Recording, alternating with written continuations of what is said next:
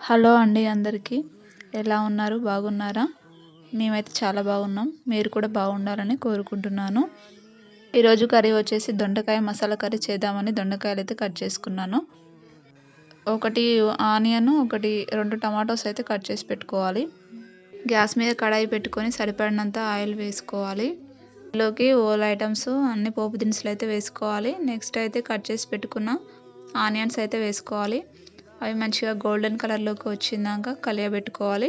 Golden కలర్లోకి వచ్చినాక 7-8 వెల్లుల్లిపాయలు అయితే వేసుకోవాలి. నెక్స్ట్ కొంచెం పసుపు అయితే వేసుకోవాలి. పోపులోనే కొంచెం అల్లం అయితే వేసుకోవాలి, ఎందుకంటే స్మెల్ రాదు అల్లం ఇప్పుడు వేసుకుంటేనే.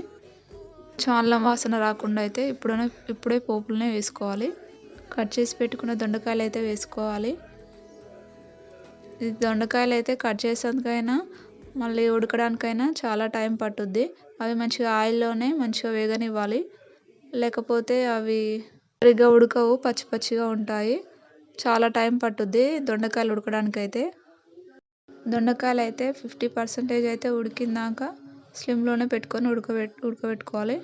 అవి మంచిగా గోల్డెన్ కలర్లోకి వేగినాక నెక్స్ట్ అయితే టమాటోస్ అయితే వేసుకోవాలి.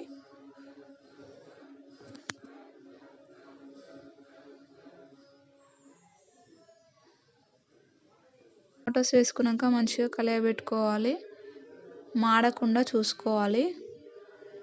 దొండకాయలు టమాటోస్ అయితే మంచిగా ఉడికినాక అట్లా వదిలేయాలి, మూత పెట్టేసుకోవాలి.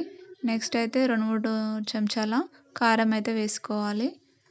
కారం వేసుకున్నాక అందులోకి సరిపడినంత వాటర్ పోసుకొని నెక్స్ట్ అయితే ఉప్పు ఒక స్పూను, నెక్స్ట్ అయితే ధనియాల పొడి అయితే 2 స్పూన్లు వేసుకోవాలి. మంచిగా ఉడకనివ్వాలి, పచ్చి పచ్చిగా ఉండకుండా. లాస్ట్లో మన ఛానల్ని అయితే సబ్స్క్రైబ్ చేసుకోండి ఫ్రెండ్స్, మర్చిపోవద్దు.